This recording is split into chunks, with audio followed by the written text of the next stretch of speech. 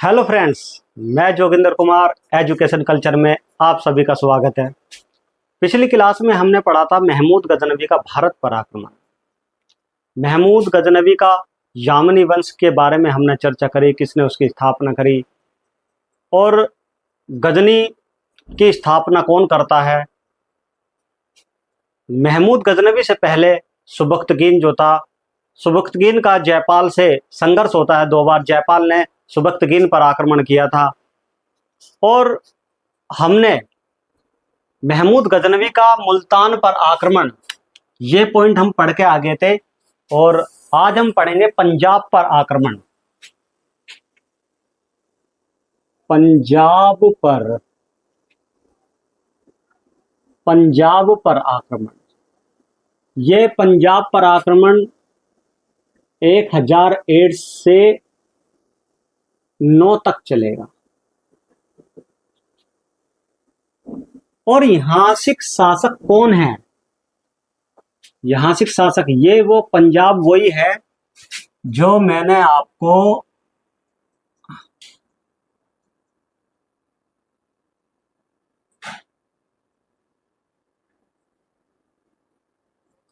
ये कश्मीर में से यहां से निकलती हुई चिनाब नदी पिछली क्लास में मैं बता चुका हूं।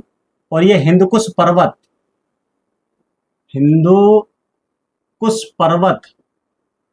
के बीच में जो क्षेत्र पड़ता था, जो क्षेत्र था महमूद गजनवी के समय में, तो ये ऐतिहासिक आप कहोगे जयपाल शासन कर रहा था और जयपाल का पुत्र आप कहोगे आनंद पाल था। तो यहाँ का पंजाब भी इसी क्षेत्र में आता था।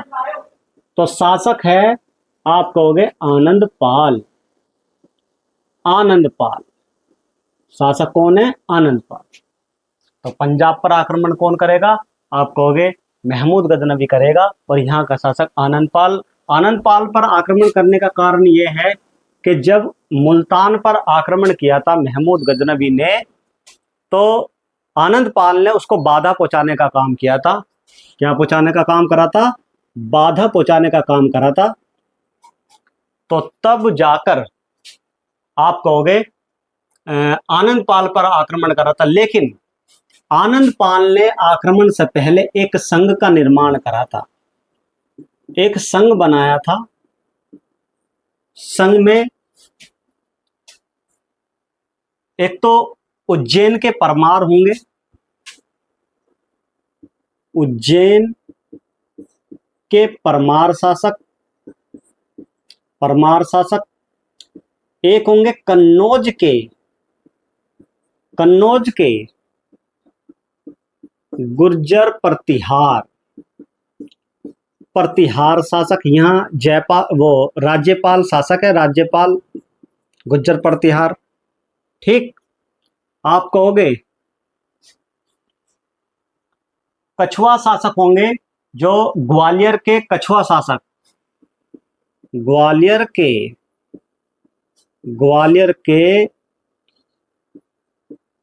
कछुआ शासक। ठीक, और इसके बाद आप कहोगे दिल्ली एवं अजमेर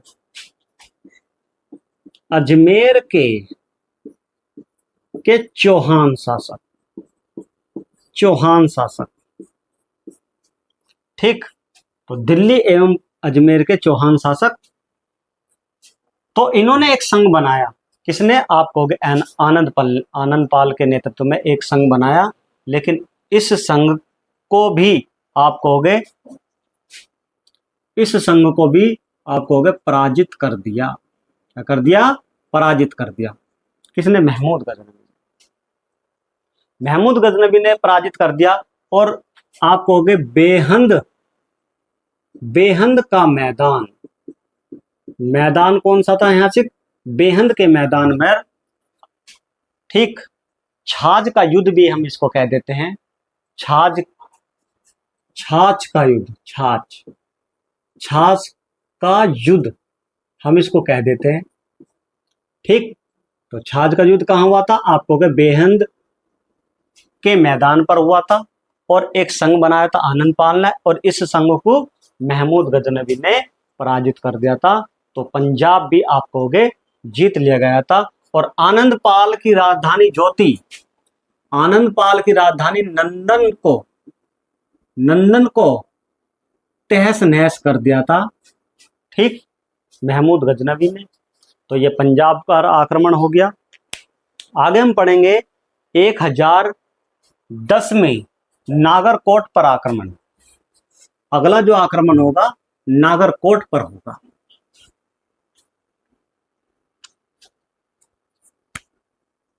नागरकोट पर आक्रमण, नागरकोट पर आक्रमण 1010 इसी में होगा, ठीक। ये नागरकोट कहां पड़ेगा? नागरकोट आप कहोगे हिमाचल प्रदेश में पड़ेगा, कांगड़ा की पहाड़ी, कांगड़ा की पहाड़ी ये हिमाचल प्रदेश में पड़ेगी, हिमाचल प्रदेश में। तो नागरकोट वहीं पड़ेगा ये, ठीक। तो यहां सिख पर जब आक्रमण करा या नागरकोट के मंदिर को लूटा, नागरकोट मंदिर को जब लूटा, मतलब इसकी जब लूट करी, तो यहां सिख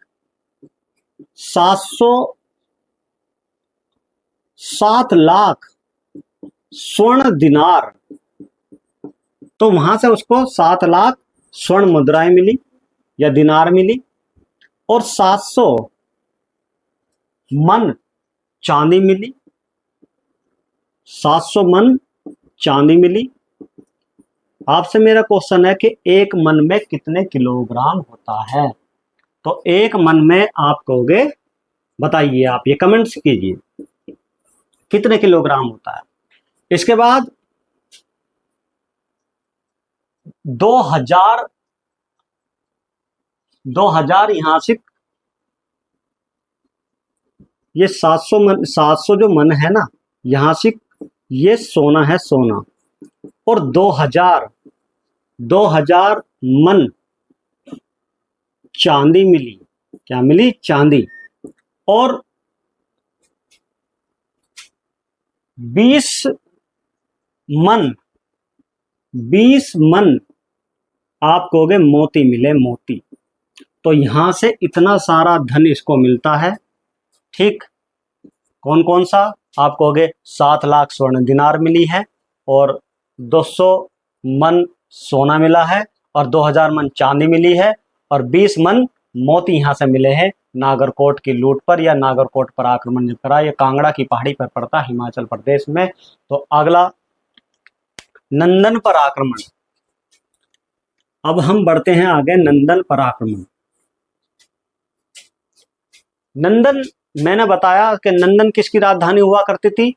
आप कहोगे आनंदपाल की। तो आनंदपाल की राजधानी नंदन को भी तहस नहस कर दिया, और आनंदपाल के बाद ये त्रिलोचन पाल होंगे, त्रिलोचन पाल। और त्रिलोचन पाल को नंदन पर आक्रमण, पहले तो नंदन पर आक्रमण, नंदन पर आक्रमण 1014 ईस्वी में यहां आक्रमण होगा। 1014 ईस्वी में, 13-14 कह दें, ठीक, 13 या 14। तो यहां से शासक कौन है? त्रिलोचन पाल, त्रिलोचन पाल यहां के शासक हैं। देखो, अगर मैं क्रम से बताऊं, शाही वंशियों में पहले जयपाल, फिर आप कहोगे आनंदपाल, आनंदपाल, आनंदपाल, और आनंदपाल के बाद त्रिलोचन पाल होंगे। तो त्रिलोचन पाल जो है नंदन में, ठीक, आप कहोगे नंदन में शासन कर रहा है, और नंदन को भी आप कहोगे जीत लेगा कौन? महमूद गजनवी। तो ये 1013 से लेकर 14 के बीच में नंदन पर आक्रमण करा था। इसके बाद एक चक्र स्वामी मंदिर है, क्या है? चक्रस्वामी मंदिर। चक्रस्वामी मंदिर, चक्रस्वामी मंदिर को लूटता है, तो इसको भी नुकसान पहुंचाने का काम करा चक्रस्वामी मंदिर को। इसकी भी आप डेट लिख सकते हैं 1014। इसके बाद ये कहाँ पड़ेगा? ये थानेश्वर में पड़ेगा। कहाँ पड़ेगा? थानेश्वर में होगा। ये चक्रस्वामी मंदिरों को नुकसान पहुंचाने का काम भी किया, धन दौलत वहां से लूटी और वहां की मूर्तियों को तोड़ा गया, मंदिरों को तहस नहस कर दिया गया। हम जब आएंगे 1025 ईस्वी में कि सोमनाथ मंदिर को लूटेगा, उसको तहस नहस करेगा, तो इससे पहले भी हम ये पढ़ लेते हैं चक्रस्वामी मंदिर, है ना, इस पर लूट करी है। आगे पढ़ते हैं कश्मीर पर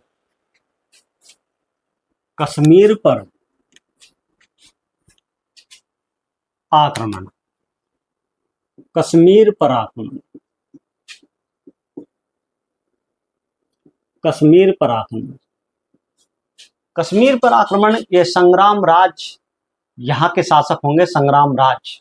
और 1015 ईस्वी में 1015 ईस्वी में यहाँ से आक्रमण होगा। किसका? महमूद गजनवी का। पहले तो मैं आपको बता देता हूं कश्मीर के जो शासक हैं, कश्मीर के शासकों में सबसे पहले कारकोट वंश। यहां देखिए, एक नजर आप देख लीजिए कारकोट वंश। कारकोट वंश में यहां से एक राजा है इस दौरान,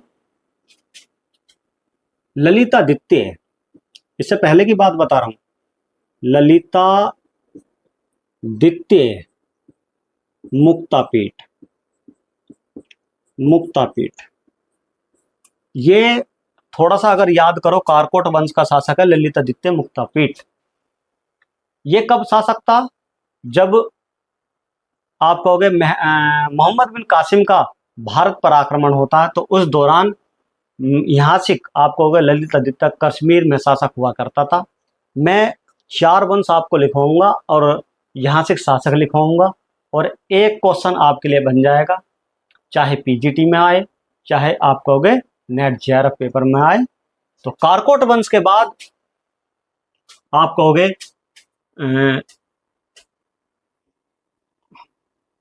उत्पल वंश आएगा। कौन सा वंश होगा?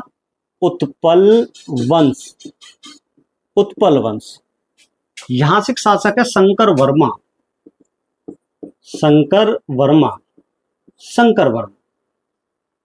तो यहां से शासक कौन है? शंकर वर्मा। ये ज्यादा समय तक नहीं रहेगा। इसके बाद यस्कर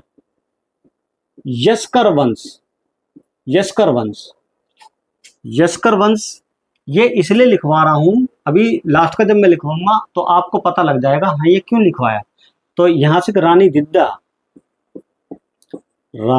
दिद्दा यहाँ शासिका होगी यस्कर वंश की। अब देखो, कारकोट वंश से संबंधित कौन है? ललितादित्य मुक्तापीठ। उत्पल वंश से कौन है? शंकर वर्मा। और यस्कर वंश से आप कहोगे रानी दिद्दा। ठीक, इसके बाद लाहौर वंश के शासक होंगे संग्राम राज। ये वो शासक होंगे 1015 ईस्वी में कश्मीर पर आक्रमण करेंगे। सेना महमूद गजनवी की जब सेना आक्रमण करती है तो मौसमी परिवर्तन के कारण उसकी सेना हार जाती है, यानी कि प्रतिकूल मौसम के कारण, इसके कारण प्रतिकूल मौसम के कारण। ठीक, यहां से शासक कौन है? संग्राम राज। तो संग्राम राज यहां शासक होंगे। लगभग इनका शासनकाल 1003 से लेकर 1028 के बीच में लगभग ये इनका शासन होगा। तो प्रतिकूल मौसम के कारण महमूद गजनवी की सेना हार जाती है। तो ध्यान रखना, किससे पराजित होती है? पहली बार आप कहोगे कश्मीर पर जब आक्रमण होता है, तो कश्मीर पर जब आक्रमण होता है महमूद गजनवी की सेना हार जाती है और यहाँ के शासक इस दौरान कौन है? संग्रामराज। और 1003 से लेकर 1028 तक इनका शासन होता है। आइए आगे बढ़ते हैं। अब इसके बाद हम पढ़ते हैं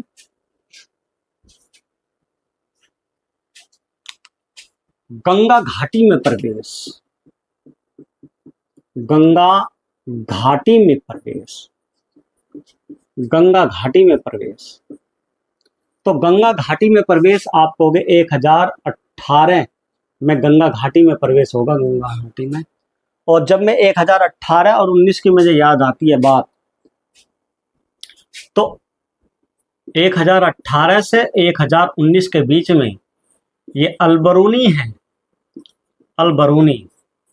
अलबरूनी महमूद गजनवी के साथ भारत आता है।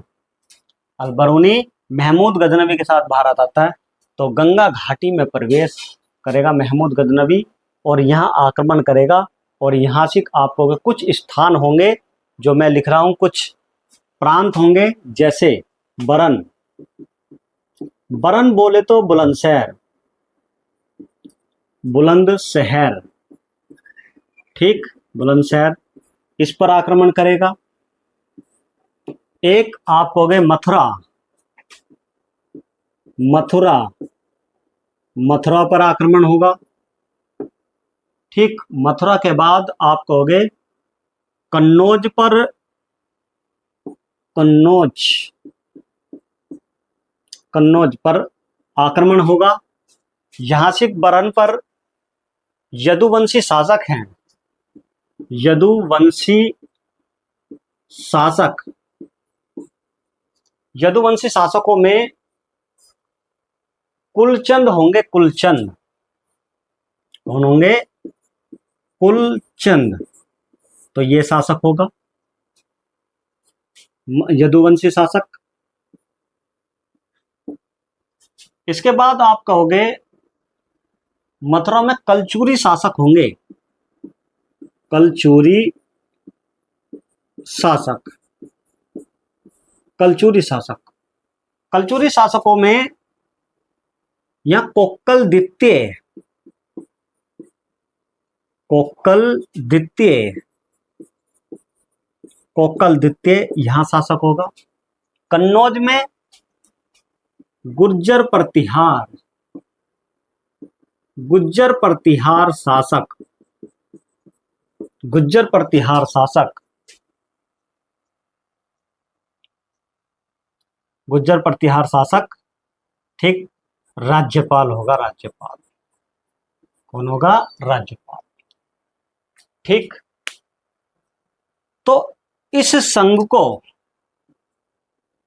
या इनको अलग अलग क्षेत्र को, ठीक, हराने का काम महमूद गजनवी करता है। इनको हरा देता है, बरन को भी, मथुरा को भी, मथुरा को भी जीत लेता है, बरन को भी जीत लेता है और कन्नौज को भी जीतने का काम करता है। तो राज्यपाल भग जाता है। जब राज्यपाल भग जाता है तो राज्यपाल की हत्या विद्याधर कर देता है। विद्याधर कौन कर देता है? विद्याधर। अब यहां से यहां अब विद्याधर जो है एक संघ का निर्माण करते हैं। पहले तो हम पढ़ लेते हैं विद्याधर कहां के शासक हैं। विद्याधर ग्वालियर, ग्वालियर या कालिंजर, कालिंजर,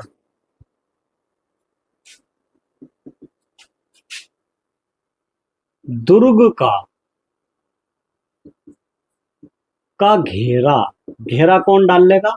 महमूद गजनवी डाल लेगा 1019 में, 1019 में। और यहां का प्रतापी शासक आप कहोगे विद्याधर होगा, जो महमूद गजनवी से फुल टक्कर लेने का काम करेगा। कौन? विद्याधर। विद्याधर एक संघ का निर्माण करता है, एक संघ के निर्माण करते हैं। तो पहला तो यही ग्वालियर का शासक, ग्वालियर या कालिंजर का शासक यहां कौन है? आप कहोगे विद्याधर, विद्याधर चंदेल, ये चंदेल वंश से संबंधित थे एक तो ये, और नेतृत्वकर्ता यही रहेंगे विद्याधर। ठीक। दूसरा आप कहोगे कन्नौज शासक, कन्नौज शासक, कन्नौज के नए शासक, है ना भाई, जयपाल तो चला गया। कन्नौज के नए शासक, कन्नौज के नए शासक कौन रहेगा? यहां से त्रिलोचन, त्रिलोचन पाल। अभी दिमाग में एक क्वेश्चन आएगा, पहले मैं लिख लेता हूं। फिर आप कहोगे पंजाब के, पंजाब का शासक, पंजाब का शासक, पंजाब का शासक। ठीक, यहां भी त्रिलोचन पाल है। कौन है? त्रिलोचन पाल। अब आप कहोगे यहां भी त्रिलोचन पाल है और यहां भी त्रिलोचन पाल है। बिल्कुल हाँ। जयपाल के बाद गुज्जर, कन्नौज के नए शासक यानी कि गुज्जर प्रतिहार के शासक त्रिलोचन पाल होंगे कन्नौज में। और यहाँ पंजाब का शासक, मैंने अभी बात करी थी कि पहले जयपाल आया, फिर जयपाल के बाद आप कहोगे आनंद पाल आया, फिर आनंद पाल के बाद आप कहोगे त्रिलोचन पाल आया। तो यहां भी एक संघ का निर्माण होता है, एक संघ का निर्माण होता है और महमूद गजनवी को फुल टक्कर दी जाती है और एक ऐसा युद्ध होता है विद्याधर के नेतृत्व में। विद्याधर यहां से एक प्रतापी शासक है, प्रतापी शासक। प्रतापी शासक कौन है? यहां से विद्याधर। विद्याधर महमूद गजनवी से हारता नहीं है। एक ऐसा युद्ध महमूद गजनवी और विद्याधर के बीच में जो युद्ध हुआ था, कोई निर्णायक युद्ध नहीं था, दोनों बराबर बराबर रहे थे, लेकिन दोनों में आगे चल के मित्रता हो गई थी, विद्याधर में और आप कहोगे महमूद गजनवी में। विद्याधर ने महमूद गजनवी की प्रशंसा में कुछ गीत भी लिखे थे। ये नेट की क्वेश्चन, ये जो गीत वाला जो लाइन है, जो गीत लिखे, ये नेट के पर्पज से इंपॉर्टेंट है, ध्यान रखना। यही ऐसे ऐसे पॉइंट ही नेट में आ जाते हैं। तो विद्याधर ने आप कहोगे महमूद गजनवी की प्रशंसा में कुछ गीत भी लिखे थे। तो ग्वालियर का आक्रमण हो गया। फिर अंतिम हम पढ़ते हैं, अंतिम में बढ़ते हैं यहां से सोमनाथ मंदिर पर आक्रमण। सोमनाथ मंदिर पर आक्रमण, सोमनाथ मंदिर पर आक्रमण। तो सोमनाथ मंदिर पर आक्रमण करता है। सोमनाथ मंदिर पर आक्रमण 1025 ईस्वी में होता है। तो इसको यहां से बहुत सारा धन दौलत लूट कर ले गया, मंदिर को लूट गया और मंदिर की जो मूर्तियां उनको नष्ट कर दी, खंडन कर दिया पूरा मंदिर। तो यहां से ये है कहां मंदिर? यहां से गुजरात में है। ये कहां है? गुजरात। तो गुजरात में चालुक्य शासक, चालुक्य शासक भीम प्रथम, भीम प्रथम ने इसका जीर्णोद्धार कराया था, यानी कि पुनर्निर्माण करवाया था सोमनाथ मंदिर का। इसके बाद हम लास्ट आक्रमण पढ़ते हैं, जाटों पर आक्रमण।